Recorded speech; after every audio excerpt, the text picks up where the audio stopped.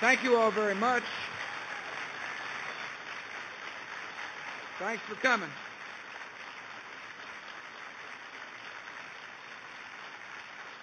Please be seated. Thank you for your warm introduction. I have come to know your state very well. I've spent a lot of quality time here. I love its beauty, and I love its people. And I thank you for your warm greeting, and I'm proud to be here in Greenbrier. This place has got a rich history. During the Cold War, this was Congress's designated meeting place in case of an emergency in Washington. Also the site of 3 championship golf courses. You get to decide whether or not that was just a coincidence. I want to talk about energy today. No better group of people to talk about energy with than people who actually take risk to find energy. I'm, like you, I'm concerned about the price of gasoline people are paying. I know you're concerned about what it means for your workers. It's like a tax on the hard-working people here in America, so I'll spend a little time on that subject. And I'm going to talk about the fact that this country needs a common-sense, realistic energy policy, that there's not a single solution, and that we got to work to have a comprehensive plan that takes advantage of our assets and is realistic and provides a hopeful future for our citizens. As you know, I'm fixing to retire in about 6 months. But I'm going to sprint to the finish. And part of that sprint to the finish will be to continue to remind the American people that we need to be realistic and have common sense about today's energy needs and tomorrow's energy needs. And I want to thank my friend Buck Harless for inviting me here. He's right. He came down to the governor's mansion. He came down just to take a sniff. And I appreciate his friendship and your friendship. I want to thank Andrew Jordan, who's the chairman of the board of the West Virginia Coal Association. I want to thank all the other members of the board. And I want to thank you as risk takers and entrepreneurs and dreamers and doers and job providers. And I welcome your family members who are here too. Thanks for coming. It's good to be with old and young alike. I appreciate Bill Rainey, my friend. I've known Bill a long time. He's a good guy. And Bill, I want to thank you for being here today. You can applaud for Bill if you want.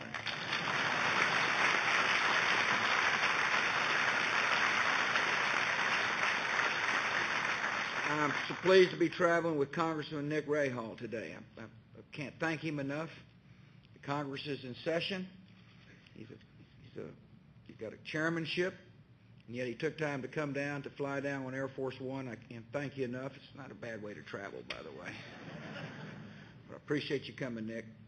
I want to thank the Secretary of State, Betty Ireland. Betty served this state with a lot of dignity. She came down from Charleston to encourage her old buddy, me. And I want to thank you for coming. I want to thank the mayor, Debbie Fogus. Madam Mayor, thank you for being here today as well. All the other state and local officials who have kindly come. But most importantly, thank you. It's a challenging time. Not the first time we've been through challenging times. I might remind you that in the beginning of my presidency, there were some challenging times. We had a recession, and of course we got attacked. And yet with good policy, and by trusting the ingenuity and the enterprise of the American people, we came through those times better than before. The same thing's going to happen this time. We got some good news today, encouraging news, not great news, but encouraging news. That in the second quarter, the economy grew at a rate of 1.9%.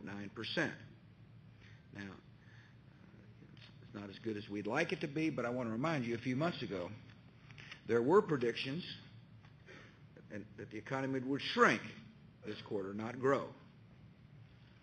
But in fact, the opposite has happened. As a matter of fact, it's more than double the rate we saw in the first quarter. That's positive. We saw the slowdown early, by the way. One of the jobs of people like me that you entrust is to see problems and react to them. Not like let problems fester and just hope for the best. It is actually respond, and that's why we passed the stimulus package. Just so you know, up to now we've delivered $92 billion in stimulus payments. It fits into my philosophy of government, which is I'd rather you spend your money than the federal government spend your money. See, I can think you can spend it better than those of us in Washington, D.C. can spend it. I'd rather have you trying to figure out what's best for your family than the government trying to figure out what's best for your family. So the stimulus package was all part of making sure that we dealt with this slowdown that was coming. And people believe that the stimulus package should have a positive effect in the third quarter. You know, of course, you can listen to these economists. On the one hand, they'll say, and then on the other hand, if they had three hands, it'd be on the one hand, the second hand, and the third hand. The stimulus package has been positive. There's other good economic news. Productivity increases are up, which makes America, our goods, more competitive. I think you understand the definition of productivity increases in your own industry. You've seen the change, mighty change take place in your businesses. Your workers are more productive and your businesses are more competitive as a result. Exports are on the rise. Durable good orders are strong. What that means is that that suggests that businesses are anticipating a better second half of the year. So I believe the foundations of this economy are strong. I think with sound policies and the ingenuity of the American people, we're going to emerge better and stronger. We've done it in the past. We'll do it again this time.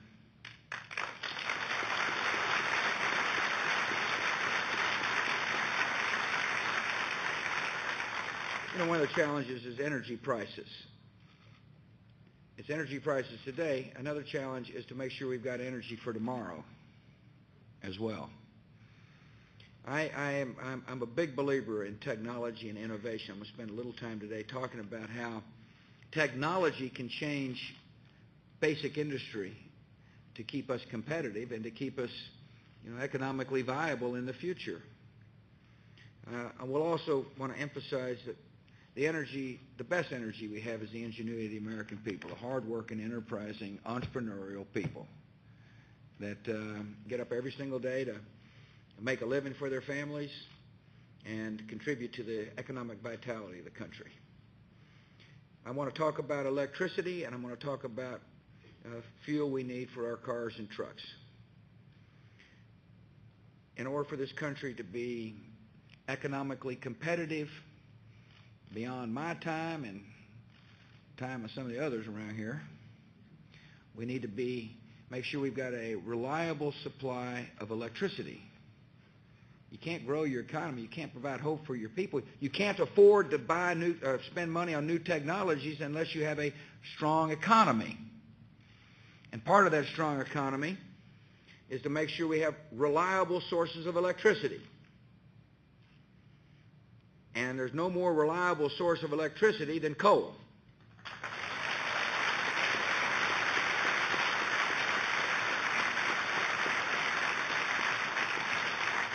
Coal is affordable, and coal is available right here in the United States of America. Coal allows us to keep our prices reasonable, and it provides jobs. It provides jobs for hard-working people right here in the great state of West Virginia and other states as well.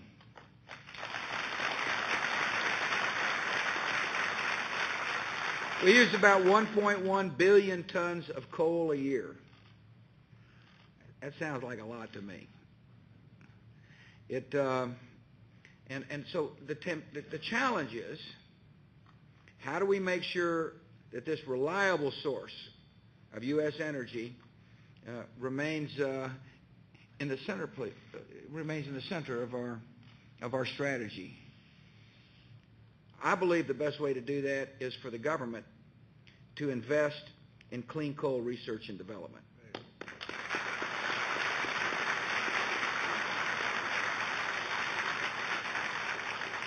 Buck just wasn't down there to have lunch. He said, "Do you understand the promise of clean coal technology, and will you support it?" I said, "I will." As a matter of fact, I didn't say it just to him. I said it throughout this state. Not one time, but many times. This year, since we've been in office, we spent $2.5 billion on clean coal research. Why? Because it's a good investment to make sure that an abundant supply of energy is available and is in use for a long time coming. That's why we're doing it. This year alone, we've requested nearly $650 million in the budget for advanced coal research. It's the largest such request in 25 years.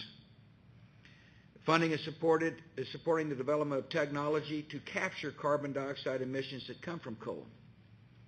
This is something the industry wants their government to do. We want us to be on the leading edge of change. We want to be able to capture CO2. These advances, obviously are going to make coal more environmentally friendly. It'll make it easier for people to say, let's use this abundant resource. Today, my administration announced $36 million for new carbon capture projects. Of course, it's more than just research. We're now beginning to get into the implementation stage of promising new technologies. And eventually, the technology may allow us to prevent 90% of coal's carbon emissions from being released into the environment. We're working collaboratively together, and I want to thank the Coal Association's support of this kind of technology, research and development. It makes a lot of sense. Secondly, we've got to use nuclear power. Coal is obviously going to be an important part of the mix as we go forward, and it should be. What do they say? Got 250 years of reserves here? That's a long time. 250 years of reserves should say, gosh, we're in good shape. We got energy available right here in the United States of America. This new technology will help us use those reserves, but we can also use nuclear power too. I'm a big believer in civilian nuclear power. I think it makes a lot of sense. If people out there in the environmental community talk about the need for zero-emission renewable fuel, there's one right there called nuclear power. And they ought to be supporting nuclear power. Part of the problem with nuclear power is that it's hard to get a plant built because of excessive regulation and lawsuits. So you understand the deployment of capital. There has to be certainty when it comes time to deploy capital. The deployment of capital entails risk, and that is the return on whether or not there's a decent return on your capital. But risk can also come if the government steps in at the last minute, or a lawsuit steps in at the last minute and says all the capital you deployed isn't going to be utilized. And that's been part of the problem. So we're working to, and by the way, there hadn't been one new nuclear power plant built in this country in 30 years. If you're interested in making sure that we've got a viable economic future, we need electricity. And we can get good electricity from coal, and we can get good electricity from nuclear power as well.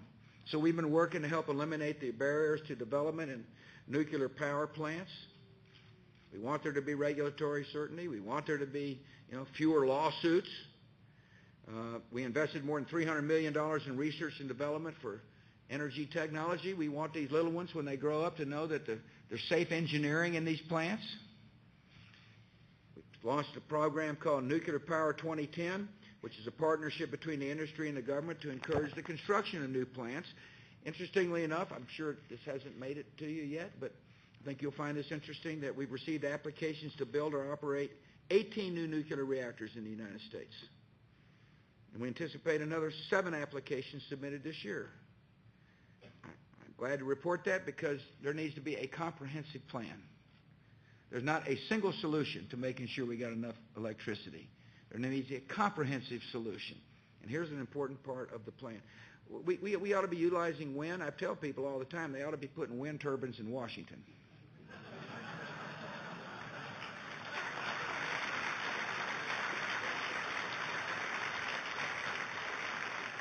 Particularly those that utilize hot air. We've increased our wind production by more than 400% since 2001. There's a lot of wind turbines out in my part of the country, out in West Texas in the desert, where there's a lot of wind and a lot of open space. Interestingly enough, last year, more than 30% of the new electrical generating capacity came from wind. And this country's installed more wind power capacity than any other country in the world. There's an interesting mix, isn't it?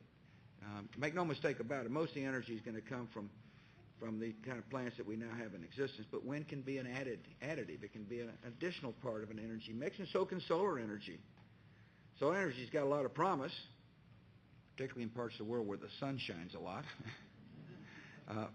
We're working hard to figure out what's available, what's viable, how do you store, how do you feed back into the electricity grid solar energy. My only point to you is that I'm going to keep saying this over and over again because the country's got to hear it. We need a variety of sources of power in order to deal with the problems today, and as importantly, send a signal that the future is going to be viable for people, that there's going to be plenty of electricity.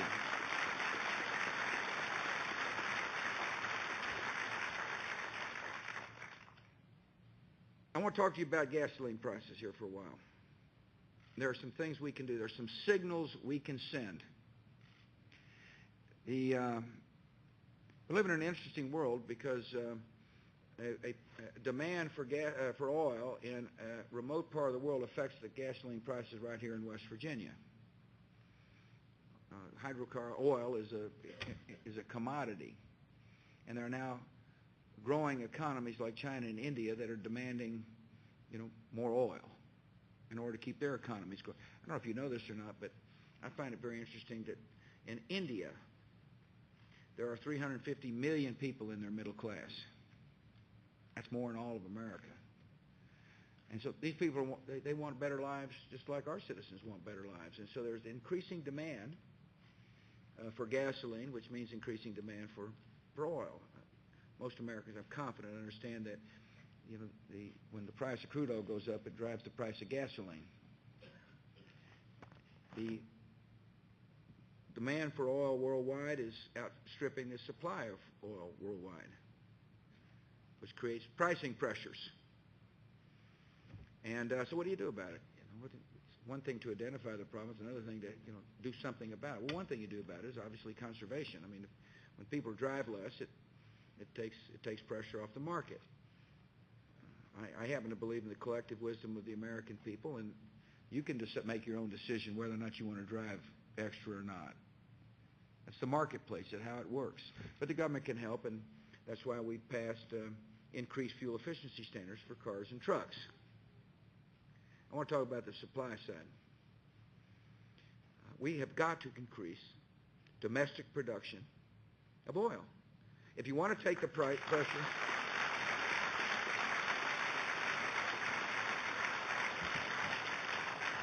If you want to take the pressure off price, we ought to be sending a signal that the United States is going to find oil right here in our own hemisphere.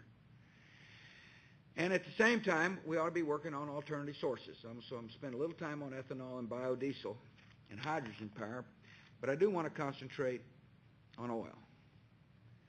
Congress has got an opportunity to send a signal to our own citizens in the world that we will, in environmentally friendly ways, explore vast opportunities to bring more oil to the market right here in the United States. I'd rather by buying our oil from U.S. producers and sending our money overseas. And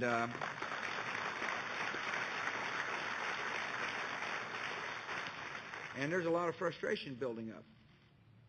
People are looking at Washington to actually do something constructive, and yet we can't get any votes on some practical solutions. Here they are. First, we ought to be drilling offshore exploration, what's called the Outer Continental Shelf. These limits this Outer Continental Shelf is off limits, and has been for a while. Although the experts say that this could produce enough oil to match our current production for nearly 10 years. There's a lot of potential. Problem is that the Congress has restricted access to key areas of the OCS since the early 1980s. Now, there's prohibitions in law. technology has advanced a lot since the 1980s. You know it in your own industry, but if you know anything about the oil and gas business, you know that there's been unbelievable technological breakthroughs when it comes for exploration for oil and gas. I mean, you can be very, you can drill in a single site location with horizontal drilling to explore reservoirs, which makes it easier to protect coral reefs, for example, in the offshore. We all want to be environmentally friendly people, but we also want to have practical policies that deal with the problems we face today and the problems we'll face tomorrow if we don't get going. I asked the Congress to lift the legislative ban in June and to allow there to be, offshore exploration. Tomorrow's the 1st of August. That is now 6 weeks since I made the request, and the Democratic leaders there hadn't done anything. Members are fixing to go home on their August break. They get to explain to their citizens why nothing positive has happened. Looking forward to listening to the explanations. There is legislation pending in Congress to lift the restrictions. My call is before you go home for an extended period of time, you ought to bring these bills to the floor. The leaders ought to be giving these members a vote. Chance to say yes or no as to whether or not we ought to be finding more domestic oil to take the pressure off gasoline prices.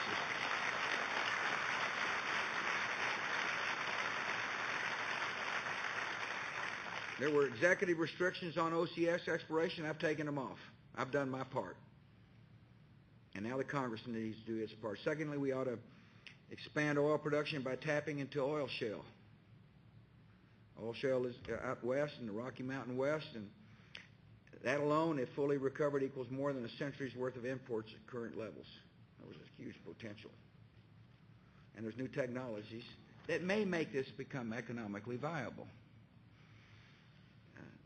The problem is that there's a provision inserted into law that blocks oil shale leasing on federal lands.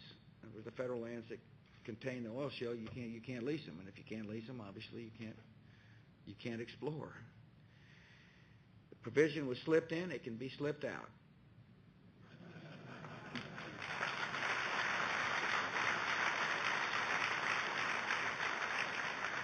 We ought to be drilling in Alaska. I told you about the new exploration techniques, new drilling techniques. You can have a drilling site that protects the flora and the fauna and explore in ways to get, doesn't deplete your reservoir unnecessarily, and you can get oil and gas to the pipeline. You can drill on a tiny footprint relative to the vast tract of land. And it's estimated that would produce about 10 billion barrels of oil. Well, some of the critics say that's not much oil. Well, that's 10 billion barrels times current price, less money going overseas and staying here in the United States of America.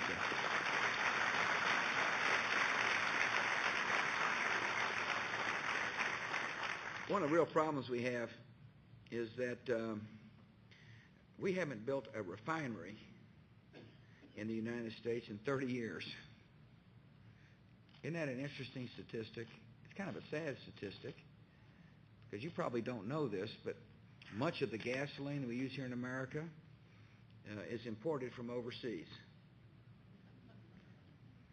We haven't built a refinery because there's typically a lot of regulatory burdens and costly litigation.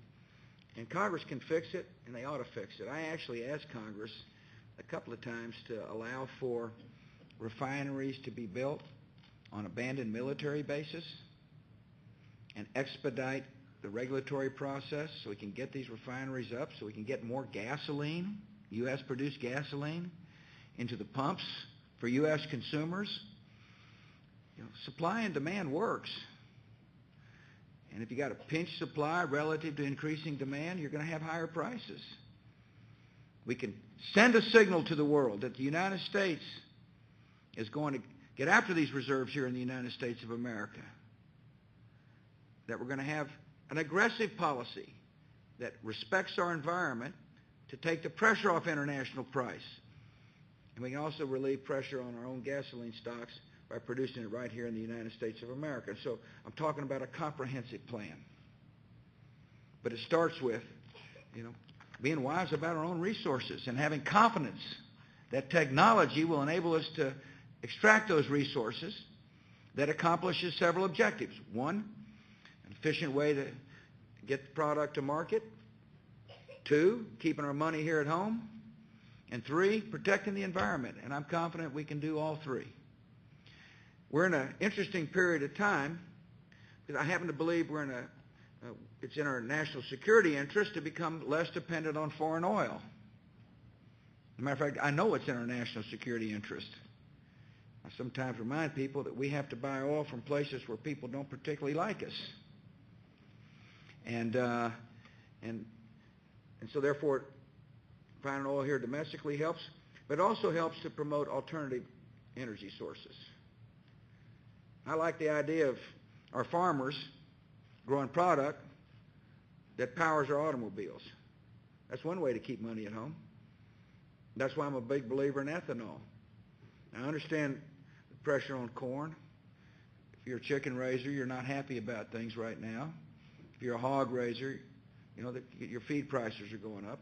And my answer is, it's just the beginning of an industry that is going to develop away from corn ethanol, because I feel pretty good about the fact that our research and development will allow us to use other sources of raw materials for ethanol, like wood chips. You got yourself a lot of wood here in West Virginia. Wouldn't it be possible? Wouldn't it be? And there's waste materials when it comes to the wood industry, the timber industry. Wouldn't it make sense and I think this is going to happen, to be able to use the waste material to produce energy that goes into our automobiles? There's a lot of cars that are flex fuel. I don't know if you pay attention to whether your car is flex fuel or not, but that means you can either use regular gasoline or ethanol. And the automobile industry has been responding to demands.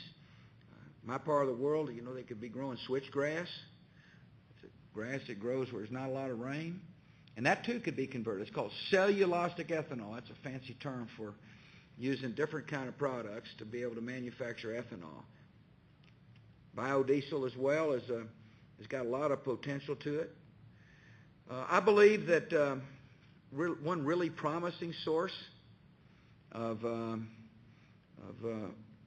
energy, so we can power our automobiles and become less dependent on foreign energy, is coal to liquids projects. I believe that it's worthwhile to. I appreciate the fact that the leaders here in this state have pushed this project hard. I want to thank the industry for making sure people explore all possibilities.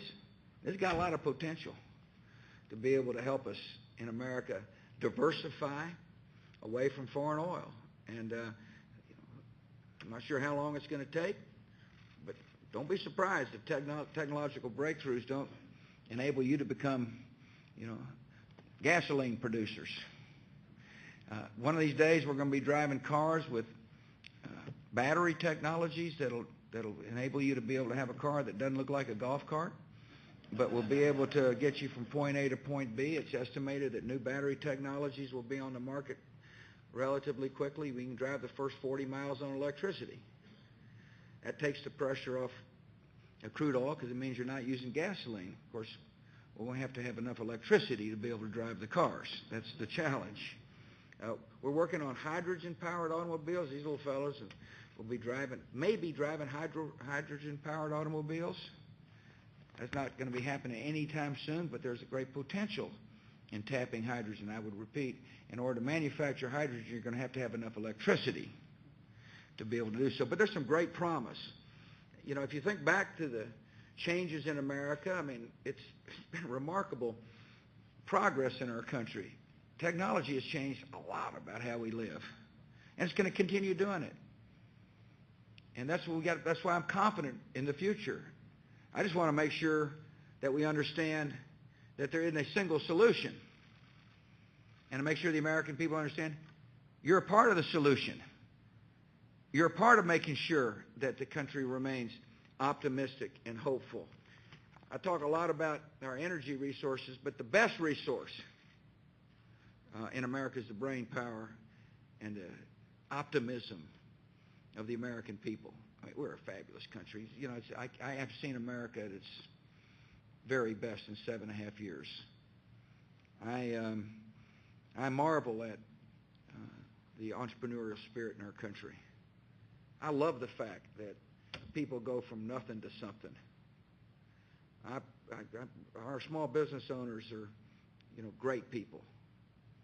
I love the fact that we've got people who understand the dangers we face, understand we're facing ideological people that use murder to achieve their objectives and want to hurt us again here at home. I marvel at the fact that we've got a country where people say, I want to serve, and who wear the uniform of the United States.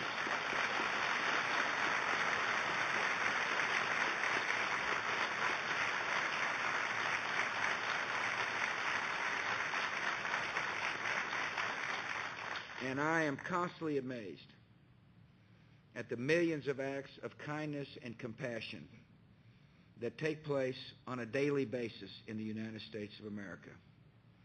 We've got people who feed the hungry, provide care for the homeless, love a neighbor in need, and it doesn't require one law from Washington, D.C.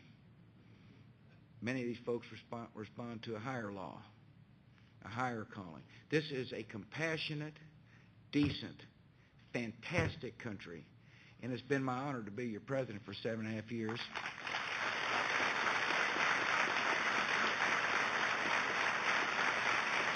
I'm proud to be here with you.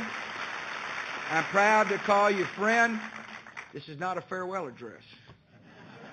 I'm sprinting to the finish. God bless.